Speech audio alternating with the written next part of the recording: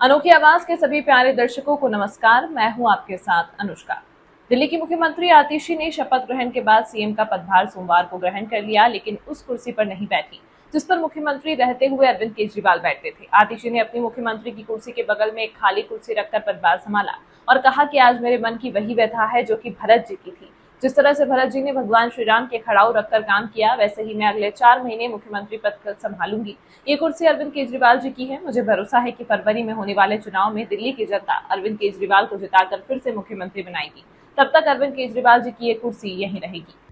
CM का पदभार ग्रहण करने के साथ ही आतिशी ने भारतीय जनता पार्टी और केंद्र सरकार पर निशाना साधा। उन्होंने कहा, अरविंद केजरीवाल ने राजनीति में गरिमा और नैतिकता की मिसाल कायम की है, लेकिन पिछले 2 साल से भाजपा ने केजरीवाल पर कीचड़ उछालने और उनकी छवि बिगाड़ने में कोई कसर नहीं छोड़ी।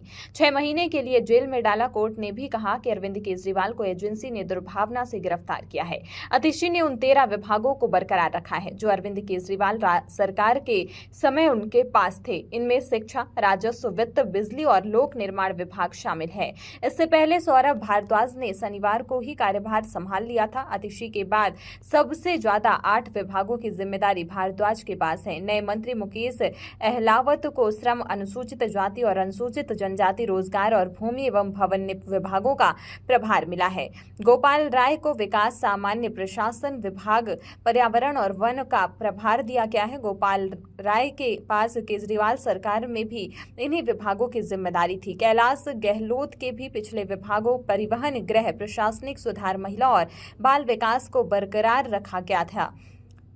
आतिशी के नेतृत्व वाले नए मंत्रिमंडल में लंबित परियोजनाओं, योजनाओं और नई पहलों की एक लंबी सूची है, जिन्हें अगले साल फरवरी में दिल्ली में होने वाले चुनावों से पहले अगले कुछ महीनों में शुरू किया जाना है।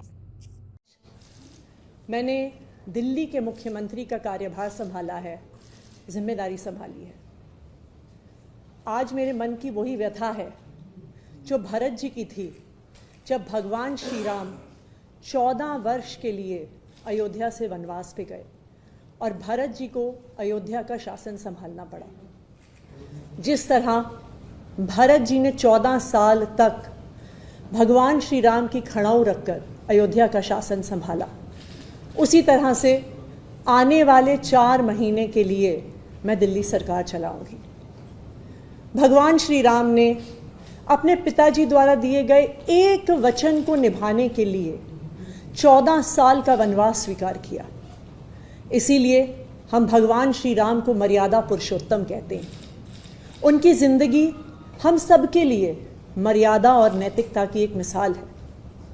बिल्कुल उसी तरह अरविंद केजरीवाल जी ने इस देश की राजनीति में मर्यादा और नैतिकता की एक मिसाल कायम की है। पिछले 2 साल से भारतीय जनता पार्टी ने अरविंद केजरीवाल जी पर कीचड़ उछालने में कोई भी कसर नहीं छोड़ी। उन पर झूठे मुकदमे लगाए, उनको गिरफ्तार किया, उनको 6 महीने तक जेल में रखा। जब अरविंद केजरीवाल जी को सुप्रीम कोर्ट ने जमानत दी तो उन्होंने कहा कि अरविंद केजरीवाल जी की गिरफ्तारी एक दुर्भावना के तहत हुई है। शायद कोई भी और नेता होता तो मुख्यमंत्री की कुर्सी पर बैठने से पहले 2 मिनट भी नहीं सोचता, लेकिन अरविंद केजरीवाल जी ने कहा कि मैं तब तक मुख्यमंत्री की इस कुर्सी पर नहीं बैठूंगा जब तक दिल्ली के लोग उनकी ईमानदारी पर भरोसा नहीं दिखाते।